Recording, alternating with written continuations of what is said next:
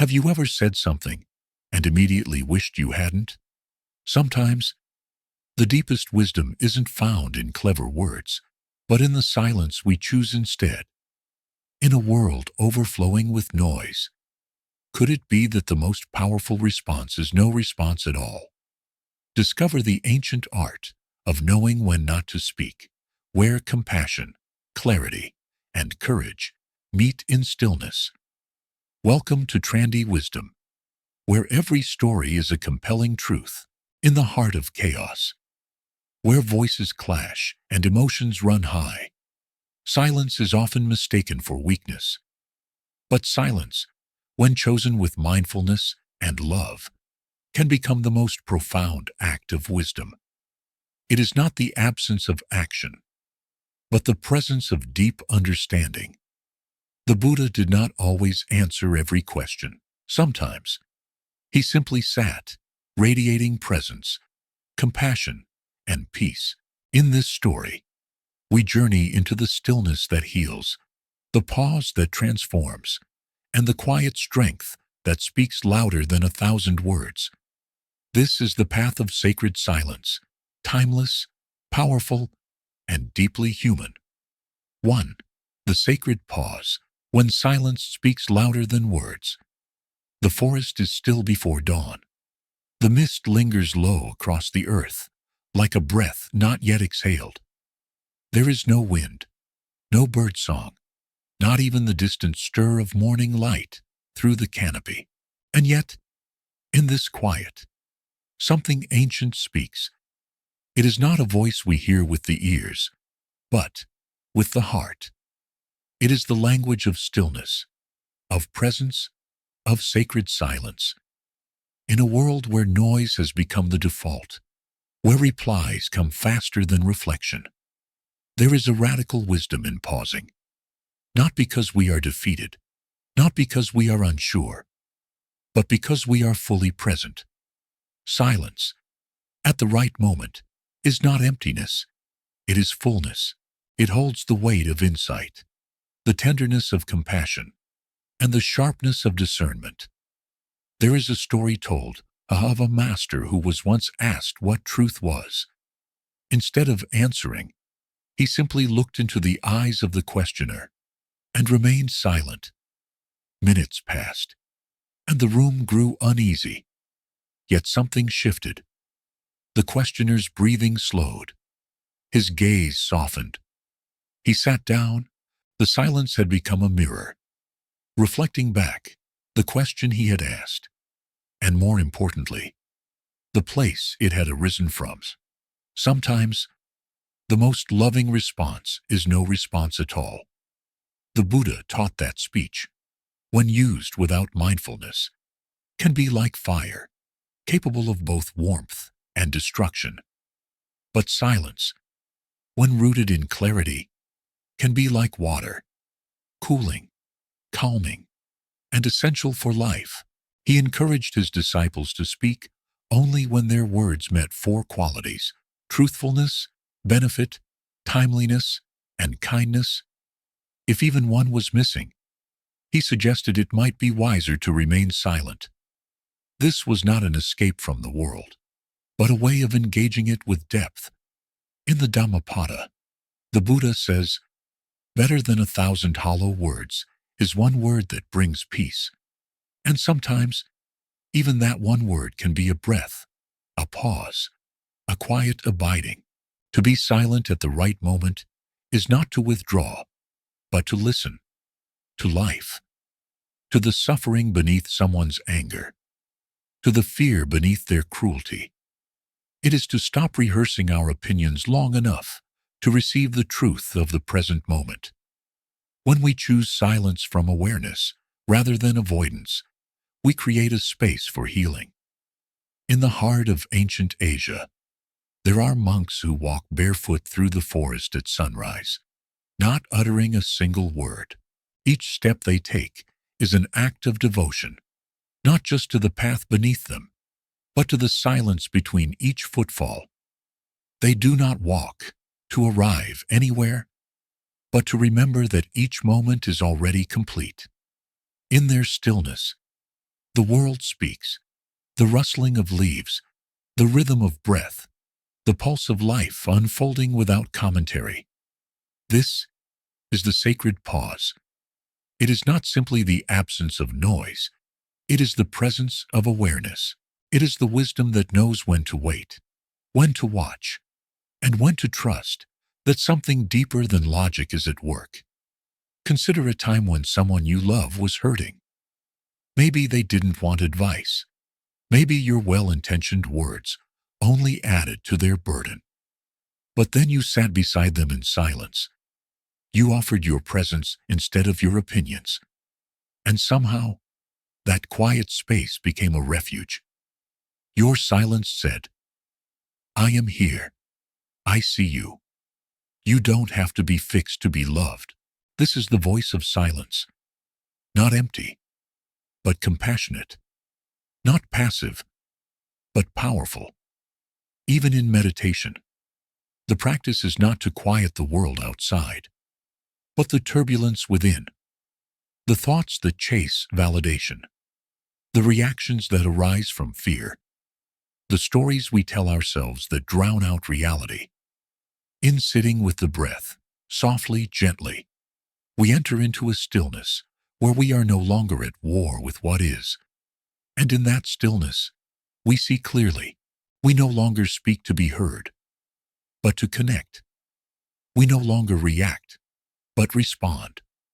And sometimes, the response is silence itself. There's a kind of beauty that cannot be captured in words. The hush after a snowfall. The silence between two people who understand each other without speaking. The quiet before a birth, or just after a death. These are sacred moments. They ask not for commentary, but reverence. When we begin to honor silence, not as a void to be filled, but as a presence to be inhabited, we return to the source of our being. We discover that wisdom is not just about what we say, but what we don't say. Not just about when we speak, but when we choose not to. This kind of silence requires courage.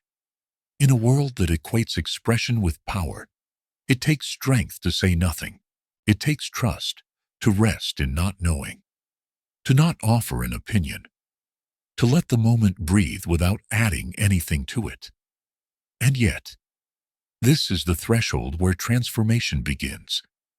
The caterpillar does not shout its way into becoming a butterfly. The seed does not explain itself as it splits open in the dark. The ocean does not announce the wave. In their quiet, something magnificent unfolds. Silence at the right moment is not repression. It is revelation.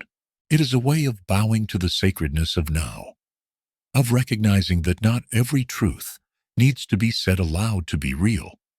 Some truths live best in the space between words, in the sacred pause. So the next time you feel the urge to speak, pause. Ask, is this true? Is it kind? Is it necessary? Is it the right time? And if the answer is no, let your silence be your offering. Let it be your wisdom. Let it be your love. Because silence, at the right moment, is not just the absence of sound and awe, it is the presence of something greater than words can ever hold. 2. Buddha's silence, wisdom beyond argument. In a world entangled by words, where opinions collide like restless waves upon the shore, the Buddha often chose silence, not out of fear, nor confusion, but from a depth of knowing so vast that words became unnecessary. His silence was not absence. It was a presence so full, so compassionate, that it did not need to explain itself.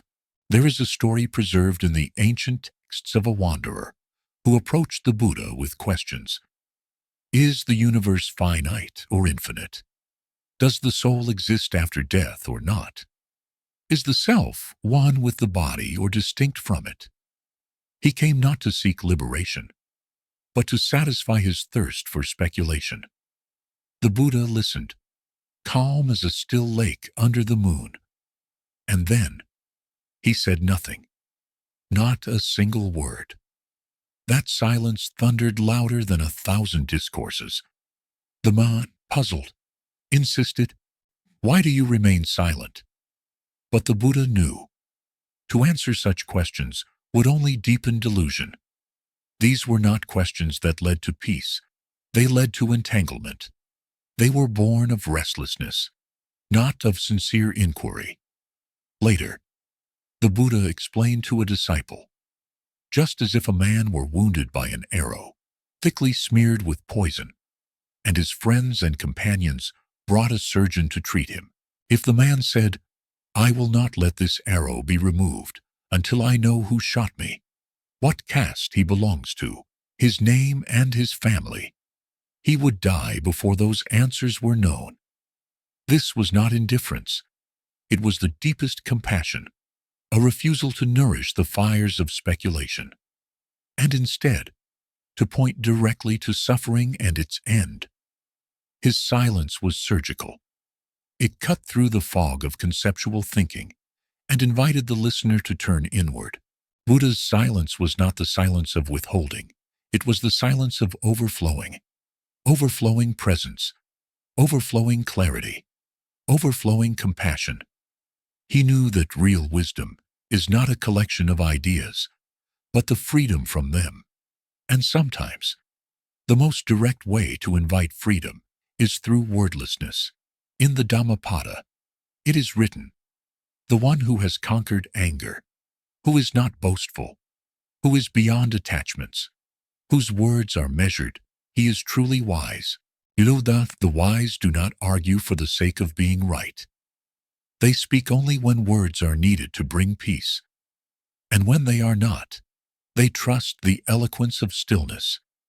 We live in an age where silence is often mistaken for weakness, where immediate response is equated with intelligence, and where the quiet voice is drowned by the need to be heard.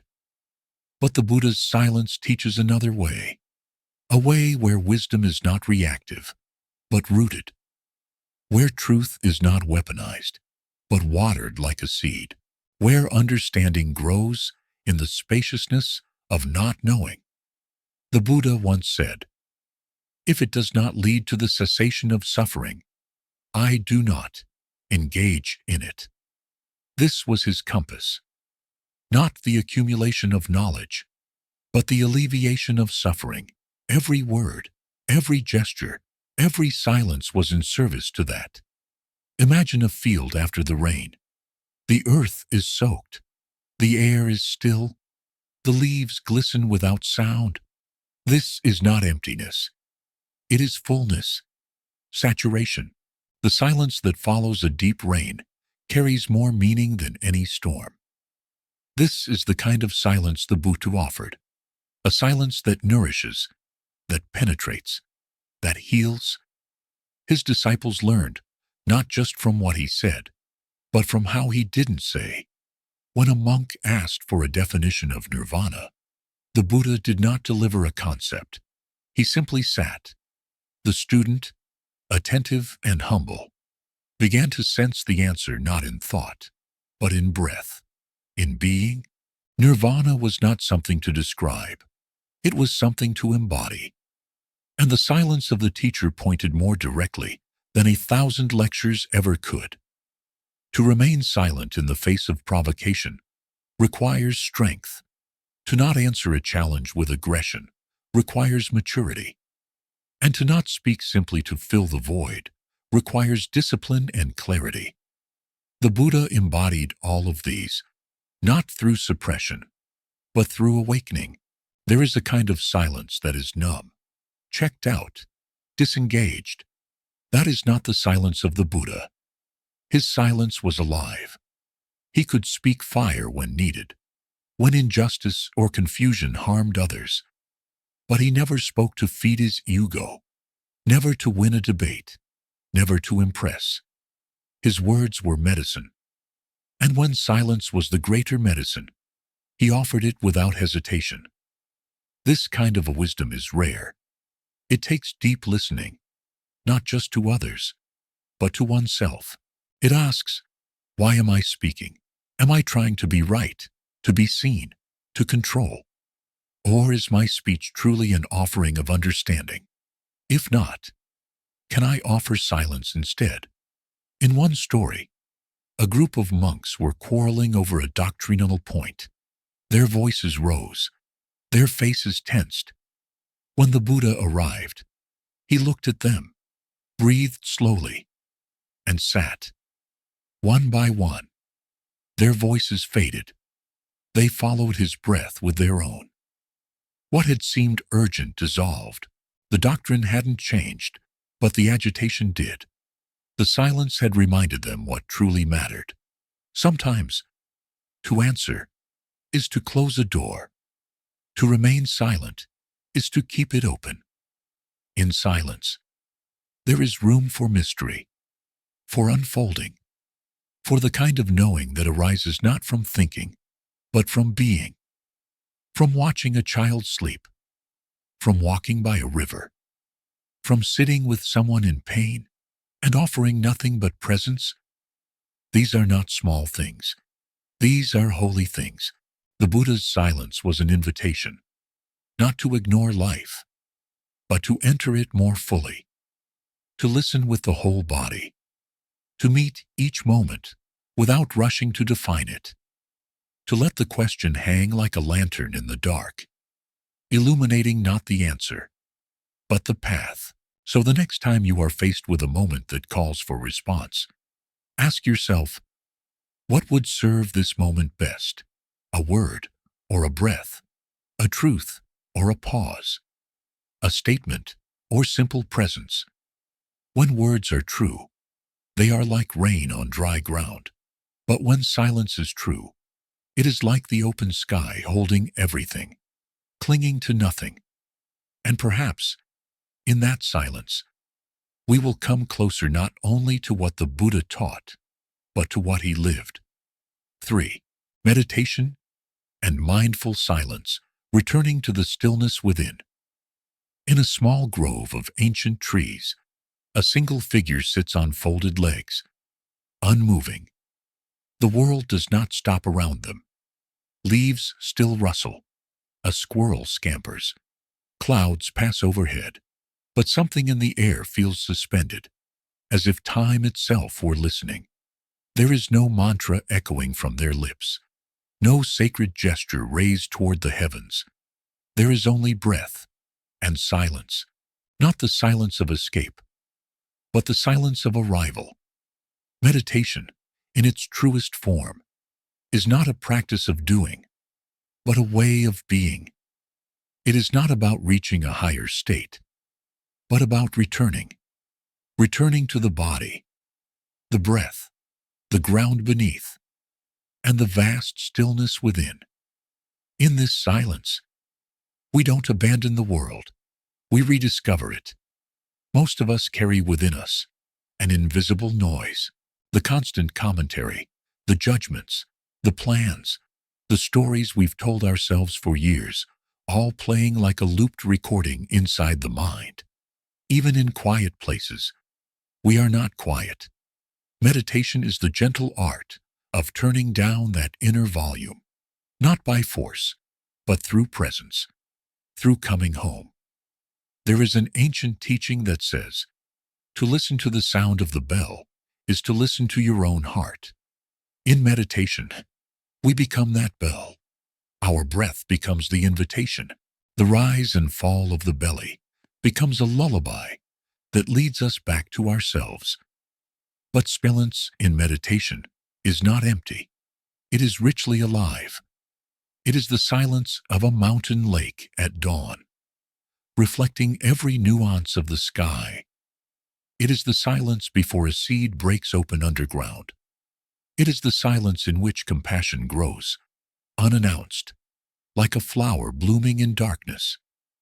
There are many who sit in meditation with great determination, striving for peace like a warrior, trying to win a battle.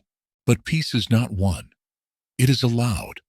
It reveals itself in the softening of the brow, the releasing of the fists, the breath that finally arrives without being managed. It arises when we stop demanding and start listening. To meditate is to listen deeply, to the body aching to be acknowledged, to the heart yearning to be heard, to the suffering we have numbed or denied. This is not always a peaceful process. Sometimes the silence in meditation is filled with ghosts, the echoes of things left unsaid, pain long buried, or longing unmet. But this, too, is sacred. To sit in silence with what hurts is to open a door to healing. It is to say, "You are welcome here. I will not turn away." A tree does not resist the seasons. It does not rage against the cold or cling to its leaves when the wind calls them away.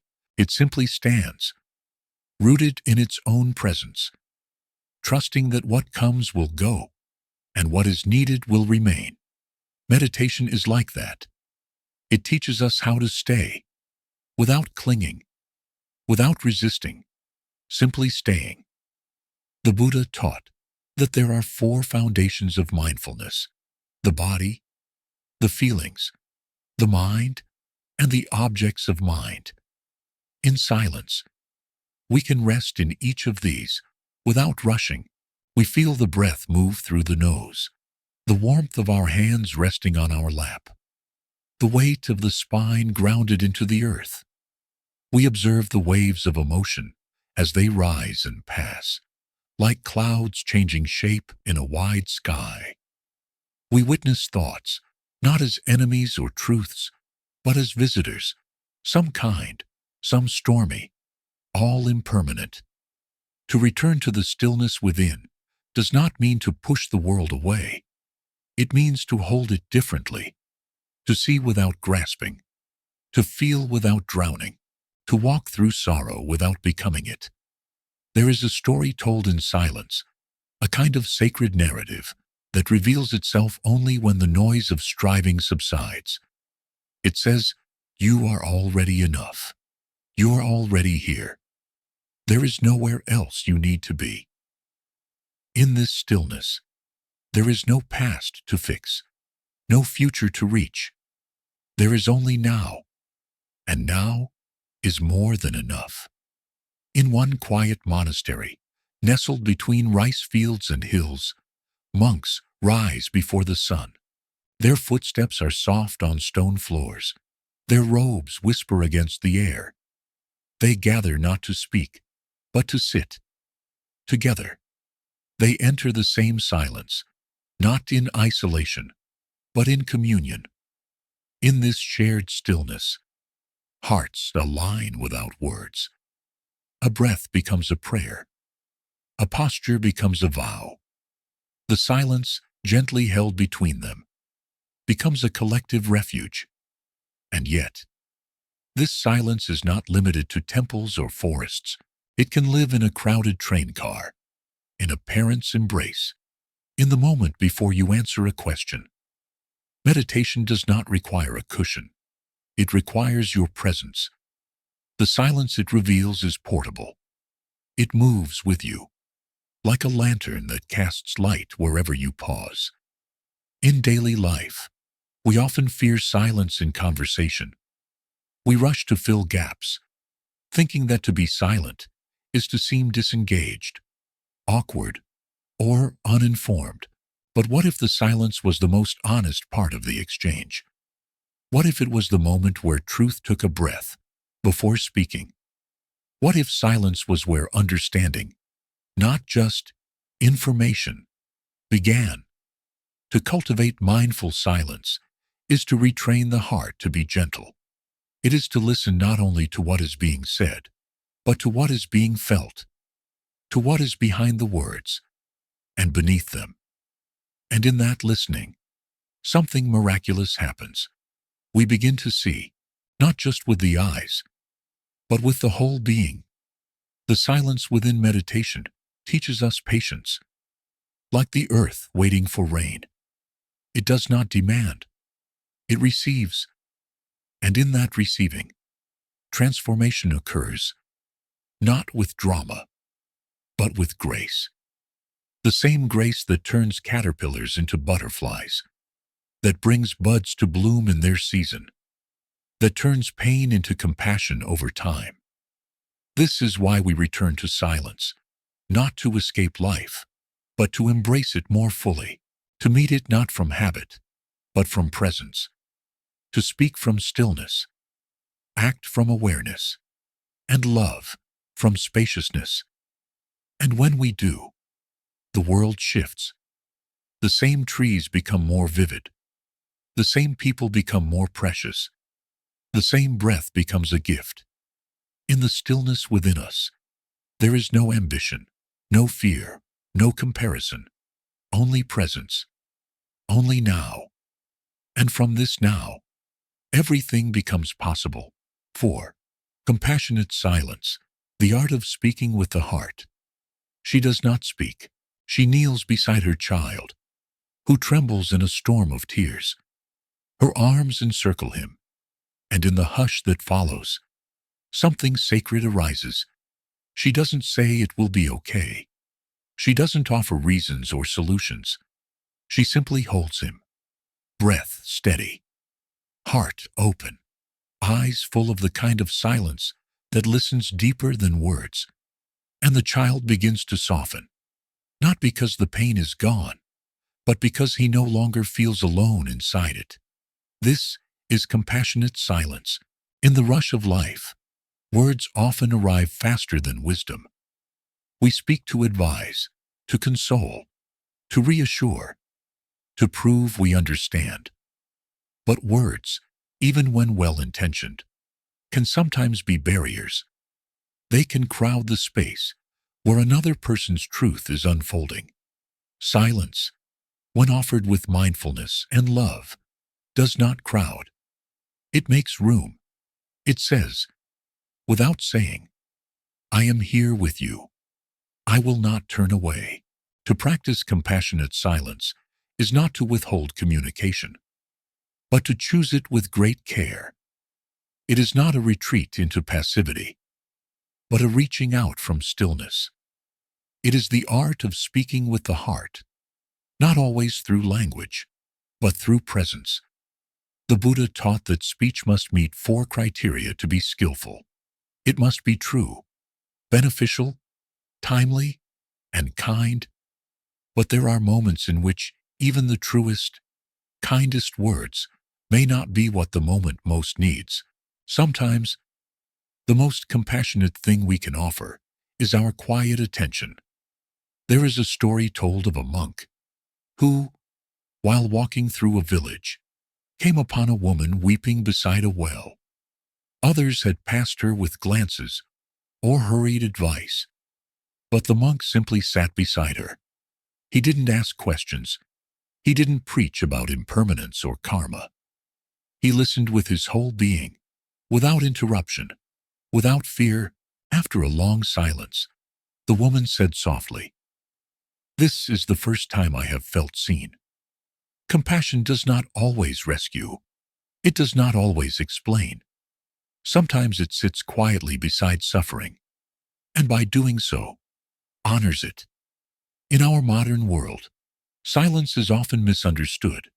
It's mistaken for absence, for avoidance, or for lack of care. But in the deepest traditions of mindfulness, silence can be the most intimate form of connection. When we are silent with another, not awkwardly, but attentively, we allow them to unfold, to breathe, to exist without being fixed. In truth, compassionate silence begins with ourselves. Most of us carry an inner critic that speaks louder than any outer voice. We judge our feelings, question our worth, rush to solve what aches. But what if we could sit with ourselves the way we might sit with a dear friend? What if we could meet our sorrow, not with strategies, but with stillness? When we practice silent self-compassion, we become capable of offering that same quality of presence to others. We no longer need to fill every pause. We trust that sometimes the pause is the offering. There is a silence that lives inside deep forests, under ancient skies, at the edge of the sea. These silences are not empty. They are full of listening. They hold the memory of rain, the footprints of animals, the echoes of seasons passing. Likewise, compassionate silence in human life holds memory, pain, and tenderness. It does not erase the past. It honors it with a gentle, witnessing heart. In conversations, this kind of silence manifests as waiting before speaking, as breathing before responding, as sensing not only what someone says, but what remains unsaid. Compassionate silence is not just about what we do with our mouths, but what we do with our attention. Do we listen to reply, or do we listen to understand? When we are truly silent with another, we lend them our calm. Our steady breath can become the rhythm that soothes their nervous system. Our grounded presence can become the anchor in their storm. There is no need to perform, no need to persuade, just to be with love. One evening in a quiet meditation hall, a group of practitioners sat in silence, eyes lowered, hands resting in their laps. A young woman, new to the practice, began to cry. No one moved to hush her. No one reached to comfort her with words. And yet, she did not feel alone. Later she said, "It was the first time I cried without shame. The silence held me like a mother's arms." This is the art of speaking with the heart, to know that sometimes it is not our words that help people heal, but our willingness to stay, to breathe, and to not run away. Even in conflict, silence can be a form of compassion. Not the silence of repression, but the silence that says, "I will not add fuel to this fire. I will wait until my heart is calm before I respond." In doing so, we protect not only the other person, but ourselves. To hold silence does not mean we never speak. It means that when we do, our words come from a well that has been quiet long enough to be clear. Our speech is no longer reactive, but rooted, no longer impulsive, but intentional. It carries the fragrance of presence. This silence is not something that can be faked. It is not a technique. It is a way of being. It arises naturally when we train ourselves to listen, not just with ears, but with the whole body, not just to sound, but to energy, to fear, to longing, to love. Children know this language. So do animals. They sense the quality of our silence. Whether it is warm or cold, open or closed, they know if our silence is avoidance or embrace. And so do we. If we are honest, to cultivate compassionate silence is to walk through the world with a quiet reverence, to speak when speech is needed, and to know when presence is enough, to allow others the space to feel, to process, to be, and in doing so, we give one another a rare and beautiful gift, the freedom to unfold in peace. Because silence, when infused with compassion, is not an absence of love. It is love, unspoken, unconditional, and vast as the sky. True silence is not the shutting down of sound. It is the opening of the heart. It does not retreat from life, but embraces it more fully, with patience, clarity, and compassion. When we choose to be silent at the right moment, we are not withholding truth. We are offering presence. In that space between words, understanding takes root, and healing begins. As you move through this noisy world, may you remember, not all wisdom is spoken. Some of it breathes quietly, like wind through pine trees, waiting for you to listen. Thank you for watching. Welcome to Trandy Wisdom, where every story is a compelling truth.